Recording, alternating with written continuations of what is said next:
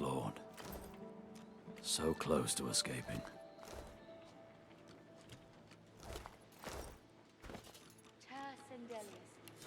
Pray to you for my Seeker brethren. Show us the path to salvation.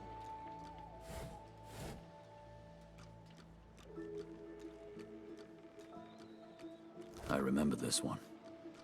His name was Kerban. His friend's sword couldn't save him, it would appear. Pray to you for my Seeker brethren. Show us the path to salvation.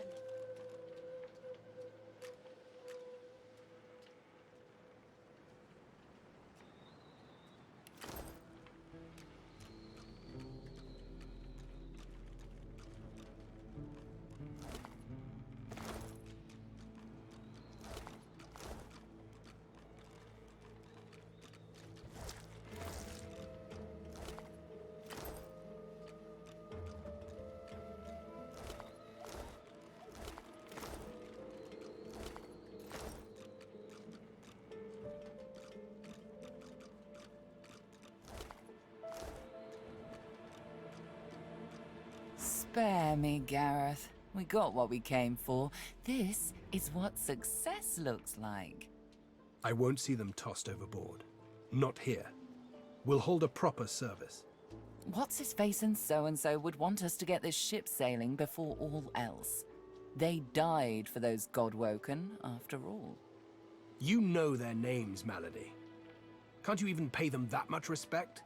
Gareth inhales sharply, then catches you out of the corner of his eye and smiles, barely. Our guest stirs. Welcome, Godwoken. Glad to see you safely aboard. Very glad indeed. Too many. One too few, actually. Alexander, he's alive. Apparently, you didn't hit hard enough. He's in the hold below decks. Unconscious, but alive. What could possibly be more urgent than getting this boat moving again? She's mute. We need to free her tongue. You're welcome to try, though I doubt it'll help. What Gareth means to say is don't bother. Livewood will only move when it wants to, or in this tub's case, when it's forced to. That's right. The ship's made of an elven ancestor tree, the spirit of which is still trapped in every plank. What we need is a way to control the bloody thing.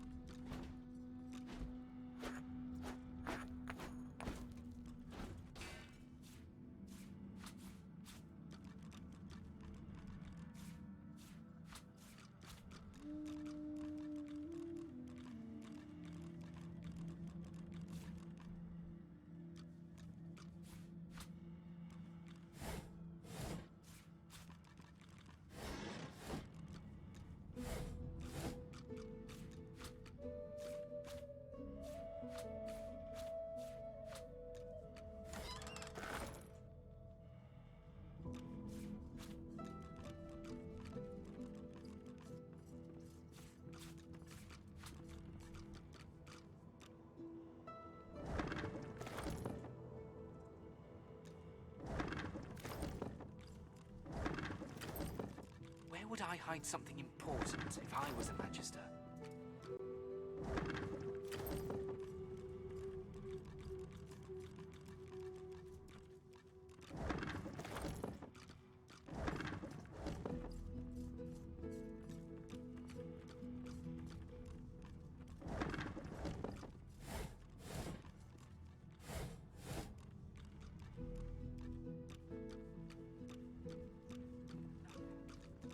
The lady's a sturdy old tub. Take a lot to sink her.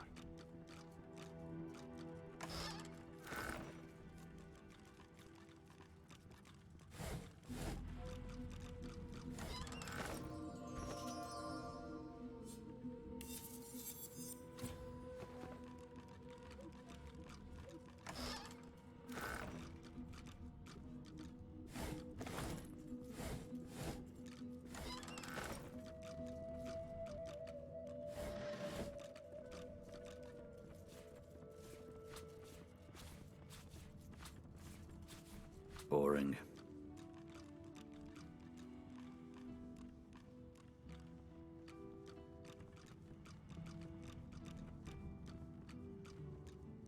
What am I even looking for?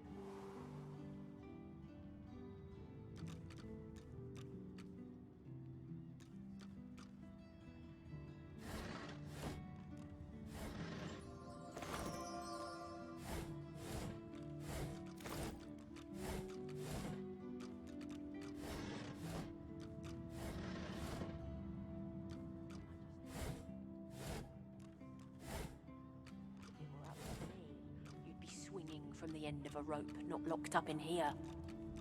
Magister Ranley, Corker's mate for the Divine Hey, Eminence Vessel. don't I know you from somewhere?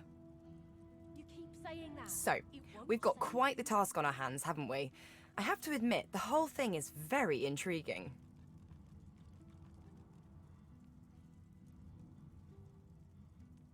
The old band back together again, hmm? I guess that depends, doesn't it? Look at me. Hard. What do you see? Losa leans back slightly, thin arms crossed in front of her chest, and stares at you defiantly from dark eye sockets, darker and deeper set than when you first met. She blows back a lock of white hair, matted with sweat and grime, and holds back a smile from the corners of her lips. Seriously? Look at me. I look like lukewarm death.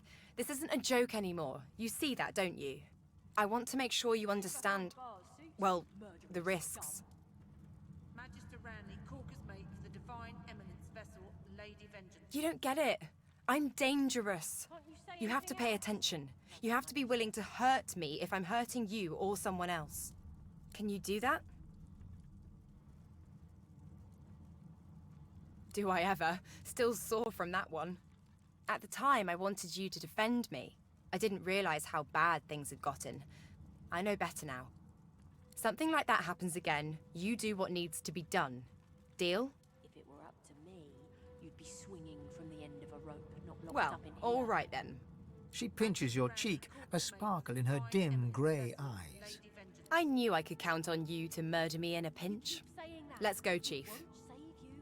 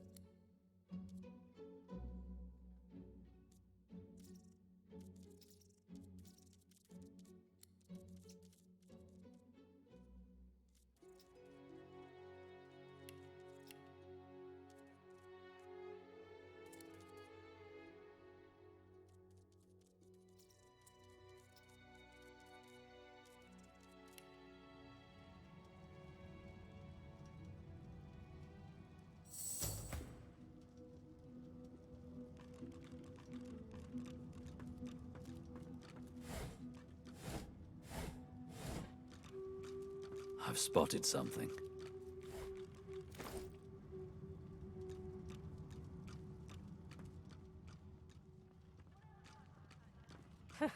I ought to chain you up like your lot did to me. Magister Ranley, Corker's mate of the Divine Eminence vessel, Lady Vengeance. The Seeker flexes her arms stiffly. Her joints audibly pop. She sees you draw near. I owe you, Godwoken. Without your help, I'd likely still be a prisoner around here, not guarding Alexander the bloody Divine himself.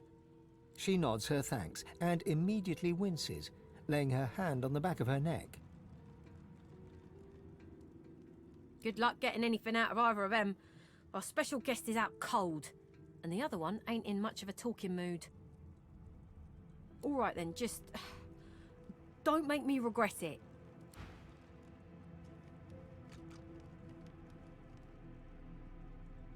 Hope you find something useful. Get away from him, sorcerer. That's the Divine.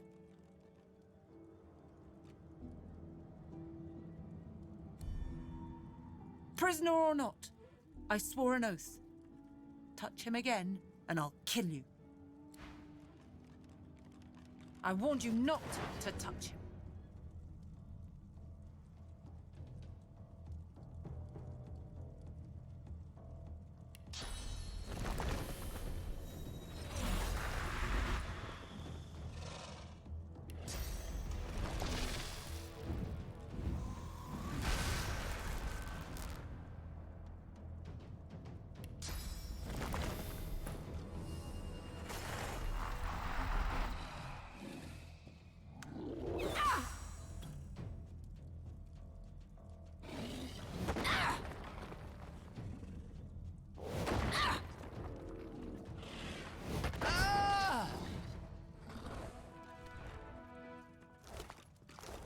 Bishop Alexander lies supine on a bare wire cot. Though unconscious, his eyes are only half closed. His swollen jaw hangs open at an odd angle. His face contorts with agony and his eyes flutter, yet he doesn't return to consciousness.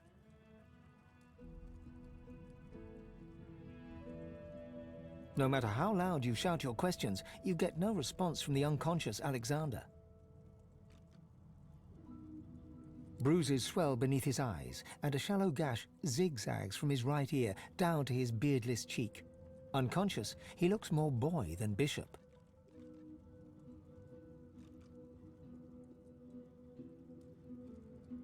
A beautiful six-sided gem rests on the bishop's chest, hung round his neck by an ordinary oiled rope.